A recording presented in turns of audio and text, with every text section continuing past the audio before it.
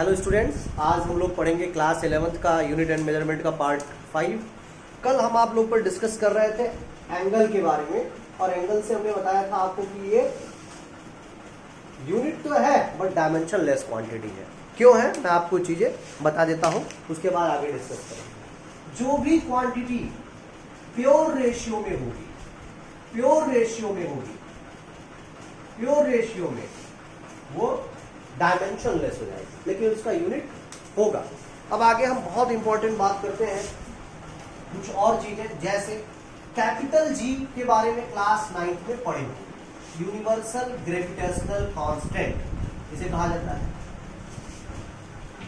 अब हमें इसका जो है डायमेंशन फार्मूला निकालना है। तो आपने पढ़ा होगा F बराबर G m1 m2 by r square, याद आ रहा हो।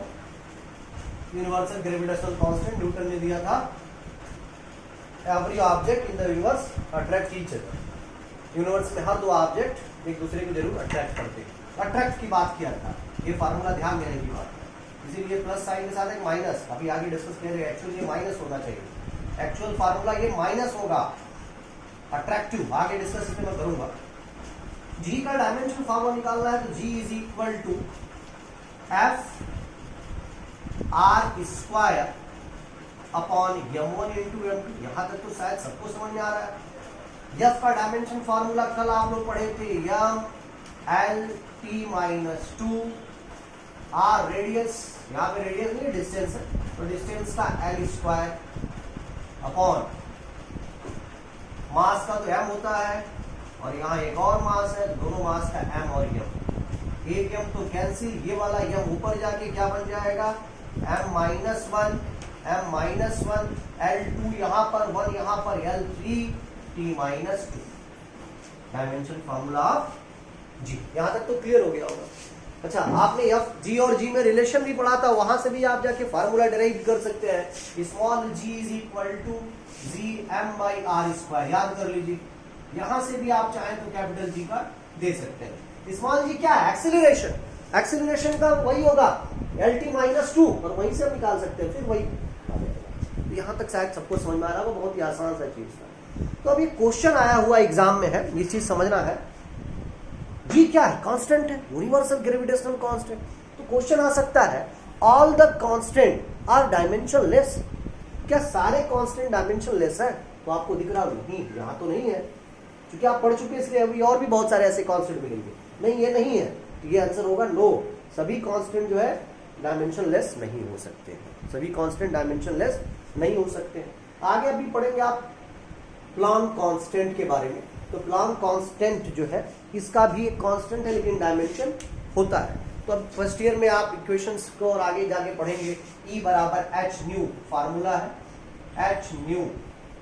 9th में न्यू वर्ड पढ़ चुके हैं। न्यू का मतलब फ्रीक्वेंसी, न्यू का मतलब क्या होता है, फ्रीक्वेंसी। H क्या है, प्लैंक कांस्टेंट। और E क्या है, फोटॉन की एनर्जी है, केमिस्ट्री में भी आप पढ़ेंगे। E क्या है, एनर्जी। एनर्जी का वही डायमेंशन फार्मूला होता है जो वर्क डन का होता है, वर्क डन का होता है। hc बाई लेमडा, इसको आप ऐसे भी लिख सकते हैं, न्यू को c बाई लेमडा।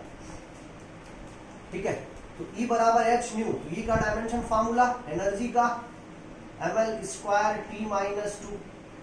h का नहीं पता, h का नहीं पता। क्या पहले h निकाल लो, यहां से h बराबर क्या हो जाएगा, h e नहीं, h Planck constant, h e upon new.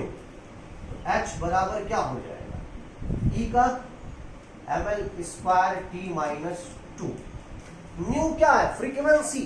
Frequency किसका अपोज होता है, टाइम का उल्टा। तो टाइम पीरियड का डायमेंशन फार्मूला t, तो फ्रीक्वेंसी का सर t पावर माइनस 1, बिल्कुल t पावर माइनस 1 हो जाएगा। तो इसको ऊपर भेज दो तो प्लस 1, तो माइनस 2 से घट जाएगा ml स्क्वायर t माइनस 1। यहाँ तक तो समझ में आ रहा है प्लैंक कांस्टेंट। ये आगे आप पढ़ेंगे, मैंने आपको 30 फार्मूले दिए थे करने के लिए, आई होप आप सब लोग किए होंगे। यहाँ से भी आप कैपिटल जी निकाल सकते हैं। ये सारी चीजें आपको समझ में आई कि सारे कांस्टेंट जो है डायमेंशन लेस नहीं हो सकते हैं। अब बात करेंगे हम लोग आगे, ऐसे ही आप पढ़ेंगे एंगुलर मोमेंटम का। L is equal to NH by 2 pi. n क्या है, कांस्टेंट है। पाई क्या है, कांस्टेंट है। तो एंगुलर मोमेंटम का वही डायमेंशन होगा जो h का होगा, जो प्लांक कांस्टेंट का होगा, तो इसका एंगुलर मोमेंटम का भी एक हो जाता है। तो ऐसे कुछ चीजें हैं जो आप फार्मूला नहीं जानते हैं, और खैर कोई भी पूरा फार्मूला नहीं याद कर सकता है। आगे इस पर डिस्कस किया जाएगा कैसे डायमेंशन फार्मूला रटते हैं। अब बात करेंगे बहुत ही इंपॉर्टेंट क्या है, एप्लीकेशन जानेंगे। What is the application of, हम ये देखेंगे क्या क्या डायमेंशन के एप्लीकेशन है।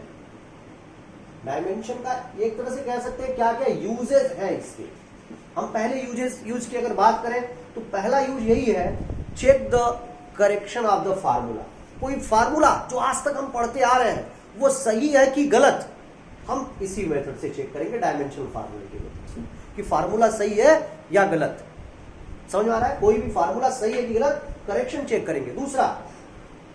दूसरा चेक करते हैं, ध्यान से समझना है, एक फिजिकल क्वांटिटी की जो यूनिट है उसको दूसरे सिस्टम ऑफ यूनिट में कन्वर्ट करना, यानी conversion of one unit system into another unit of system, एक सिस्टम को दूसरी यूनिट ऑफ सिस्टम में कन्वर्ट कर देना।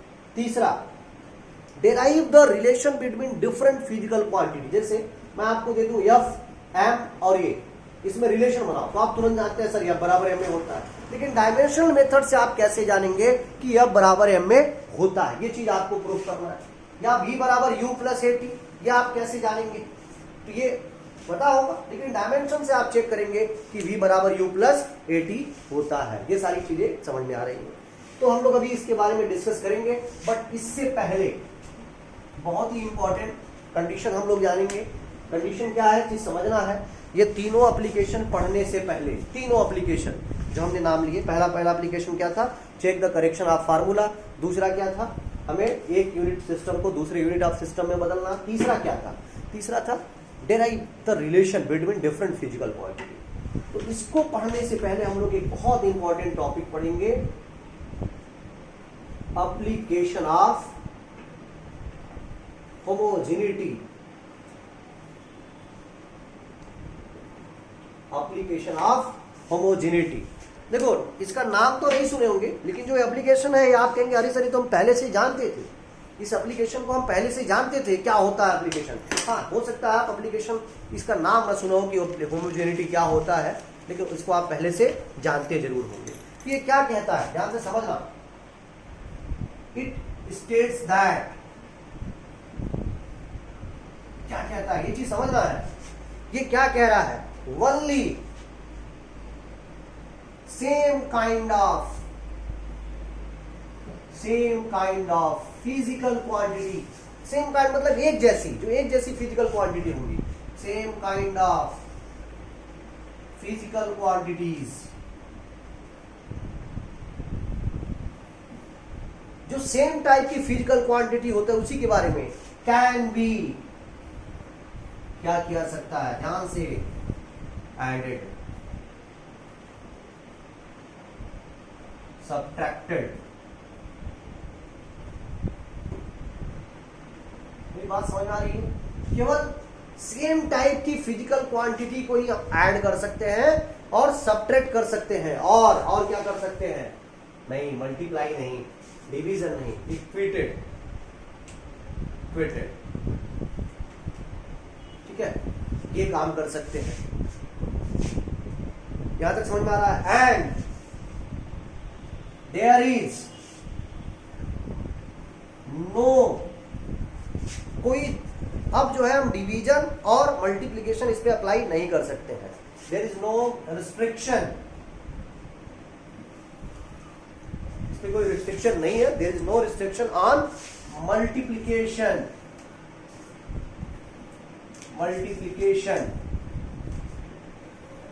कॉमा डिवीजन, डिवीजन जानते होंगे ऑफ, ये कर सकते हैं, कोई रिस्ट्रिक्शन नहीं, ऑफ डिफरेंट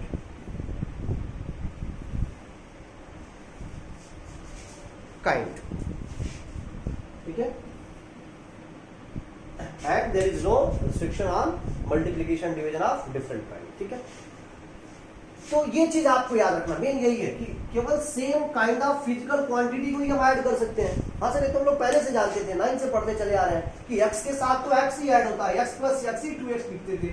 कभी x प्लस y को क्या हम ऐसे xy लिखते थे? नहीं लिखते थे सर, कभी नहीं लिखते थे। क्या x प्लस z को हम लोग zx लिखते थे? नहीं लिखते थे सर। क्या हम लोग 2x माइनस y को कुछ ऐसे लिखते थे 2xy? नहीं सर, कभी नहीं लिखते थे। तो same kind of physical quantity, यहाँ भी वही कंडीशन है। वो आप वेरिएबल देखते थे, एक ही टाइप का वेरिएबल था तो ऐड कर रहे थे या सब्ट्रैक्ट कर रहे थे, डिफरेंट टाइप का है तो कुछ नहीं कर सकते थे, छोड़ना पड़ता था। वही चीज यहाँ पे है, अगर सेम टाइप की फिजिकल क्वांटिटी है, हाँ सर ये नियम तो हम लोग जानते थे, तभी आप इसको ऐड और सब्ट्रैक्ट या इक्वेटेड कर सकते हैं, और इसी लॉ को एप्लीकेशन ऑफ होमोजेनिटी बोलेंगे। इसका मतलब क्या हुआ? मतलब ये हुआ, ये तो आप लोग सब समझ गए होंगे कि मास के साथ ऐड किसको कर सकते हैं? मास को। वॉल्यूम के साथ, मास के साथ ऐड करेंगे तो क्या आएगा? 2 मास नहीं, सिर्फ मास के बारे में बात करेंगे। मास के साथ ऐड करेंगे तो मास ही आएगा। अब ये 2 मास 3 मास की बात नहीं कर रहे हैं। वॉल्यूम के साथ माइनस करेंगे सिर्फ किसको? वॉल्यूम को, तो क्या आएगा? 0 नहीं बेटा, 0 की बात हम नहीं कर रहे हैं, हम बात कर रहे हैं आएगा तब भी वॉल्यूम ही ना, कुछ नहीं वॉल्यूम बचा, वॉल्यूम ये, यानी same kind of physical quantity को ही ऐड कर सकते हैं, same kind of physical quantity को ही हम सब्ट्रैक्ट कर सकते हैं, और कुछ भी ऐसा अप्लाई नहीं कर सकते। यहां तक सबको समझ में आ रहा होगा। This is the application of homogeneity. Mass के साथ मास को ऐड करिए, मास के साथ मास को ही सब्ट्रैक्ट करो, वॉल्यूम के साथ वॉल्यूम को ही माइनस कर सकते हैं, वॉल्यूम के साथ वॉल्यूम को ही प्लस कर सकते हैं। तो एप्लीकेशन मैं रफ कर रहा हूं, सबको समझ में आ गया होगा। बहुत ही आसान सा एप्लीकेशन है। अब एक क्वेश्चन मैं कराता हूं जो कभी आईआईटी में भी आया हुआ ये क्वेश्चन था, और बहुत इंपॉर्टेंट क्वेश्चन है। ये क्वेश्चन किसका है इसके बारे में मैं बाद में बताऊंगा आपको, ठीक है? This is the van der वाल गैस इक्वेशन। केमिस्ट्री में आप डिटेल पढ़ेंगे वान डेर वाल गैस इक्वेशन, बाद में भी इस पर डिस्कस करना है। बस आपको समझना है यहाँ पर कौन कौन सी क्वांटिटी क्या बता रही है, ये मैं बता रहा हूँ। P इंडिकेट कर रहा है प्रेशर। प्रेशर का डायमेंशन फार्मूला सबको पता है, जिसको नहीं पता है जल्दी से वीडियो को पास करके निकालिए। Pressure is equal to force upon area. Force का पता है mLT माइनस 2 एरिया का L स्क्वायर, सबको समझ में आ रहा होगा। V रिप्रेजेंट करता है वॉल्यूम। वॉल्यूम का तो सबको पता है सर, L क्यूब होता है। R रिप्रेजेंट करता है गैस कांस्टेंट। गैस कांस्टेंट, और T यहां पर एब्सोल्यूट टेम्परेचर। T का रिप्रेजेंट कर रहा है एब्सोल्यूट टेम्परेचर। फाइंड करना है, फाइंड द डायमेंशन ऑफ या dimension formula of A and B। इस A और B का डायमेंशन फार्मूला आपको पता करना है कि A का डायमेंशन फार्मूला क्या होगा और A का डायमेंशन क्या होगा। चलो यहां तक तो शायद सबको समझ में आ रहा है क्वेश्चन क्या कर रहा है। इस इक्वेशन का नाम है वान डेर वाल गैस इक्वेशन, बाद में इस पर डिस्कस करेंगे। तो अभी आपने पढ़ा प्रिंसिपल ऑफ होमोजेनिटी क्या कहता है? Same kind of physical quantity can be added और सब्ट्रैक्टेड और इक्वेटेड। सेम टाइप की ही फिजिकल क्वांटिटी को ऐड कर सकते हैं, सब्ट्रैक्ट कर सकते हैं। तो अगर V वॉल्यूम है तो 100% B भी क्या होगा? वॉल्यूम ही होगा, क्योंकि देखो सब्ट्रैक्ट किया गया। तो अगर V वॉल्यूम है तो B भी क्या होगा? वॉल्यूम होगा। यानी यहां से हम ये लिख सकते हैं dimension of B is equal to L cube, क्योंकि V वॉल्यूम का तो L क्यूब होता है। वॉल्यूम का क्या होता है? Dimension of B is equal to L cube. मैं फिर से यहां पे लिख दे रहा हूं, शायद क्लियर नहीं लिख रहा होगा। क्या देखो, तो B का क्या हो जाएगा? L cube. Dimension of B is equal to V।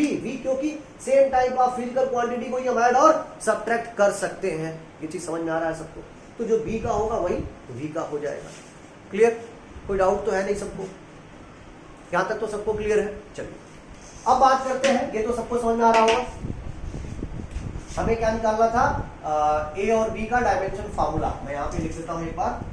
Find लिख दो ऊपर, find the dimension of A and B, A और बी का डायमेंशन निकालना था, ठीक है। तो बी का पता चल गया। अब बात करते हैं इसका, ए का। तो पी तो प्रेशर है, अगर पी प्रेशर है तो ये पूरा टर्म भी प्रेशर होगा, ये पूरा टर्म भी प्रेशर होगा, ऐड जो किया गया। तो डायमेंशन ऑफ, ध्यान से समझना, डायमेंशन ऑफ पी बराबर डायमेंशन ऑफ इसका A upon V square. V square इधर भेज दो, पी प्रेशर, प्रेशर का डायमेंशन फॉर्मूला देखो, फोर्स बाई एरिया, फोर्स का एम एल टी माइनस 2 और एरिया का एल स्क्वायर। ये एल स्क्वायर ऊपर जाके क्या हो जाएगा, एल माइनस 2, एक घट जाएगा, यानी M L minus 1 T minus 2 किसका, प्रेशर का। तो प्रेशर का लिख सकते हो M L minus 1 T minus 2 into V square, यानी वॉल्यूम का स्क्वायर। तो वॉल्यूम का क्या होता है बेटा, एल क्यूब, और इसका स्क्वायर कर रहे हो, 10 टू दी पावर 6 बराबर dimension of A, dimension of A.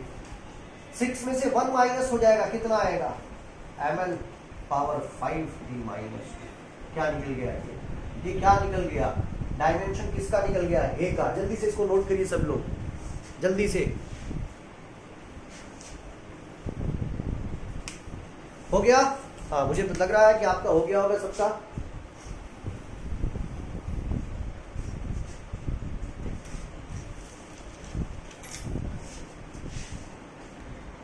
Okay student, तो आप समझ गए होंगे, मैंने इसको रफ कर दिया।